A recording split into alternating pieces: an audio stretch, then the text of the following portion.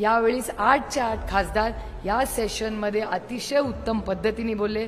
निलेश लंके दुधावर बोलले, अतिशय म्हणजे त्या मंत्र्यांनी पण इथून उत्तर दिलं। अमोल दादा तर सिनियरच आहेत, ते उत्तमच बोलतात। त्यानंतर आपले बीडचे खासदार त्यांनी कांद्यावर, आणि बीडला आजपर्यंत कोणीही एअरपोर्ट मागितला नव्हता। बजरंग आप्पा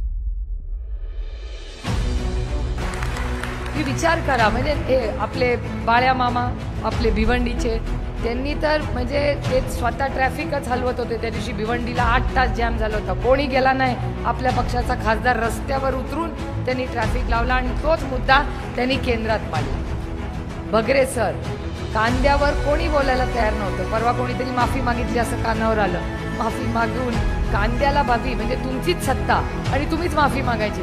अरे माफी कशाला मागताय, त्याच्यापेक्षा निर्णय घ्या आणि पैसे द्या। माफी मागून काय आमच्या पदरात पैसे पडणार आहेत का? नाही ना प्रश्न सुटत कांद्याचा। मग कांद्याचा प्रश्न अमोल दादांनी गेले 1 वर्ष मागतो, आणि भगरे सरांनी अतिशय उत्तम भाषण हे कांद्यावर केलं। आपले अमर काळे वर्ध्याचे, त्यांनी पण अतिशय उत्तम भाषण त्या सगळ्या विदर्भाची परिस्थिती, सोयाबीन किंवा संत्र्यावर काय प्रक्रिया झाली पाहिजे, कसे 2 पैसे तिथे त्या भागात मिळतील, असं प्रत्येक 8च्या 8 खासदारांनी अतिशय 7 म्हणायला पाहिजे, मी 8 कसं म्हणणार, 7 खासदारांनी अतिशय उत्तम भाषण तिथे केलं।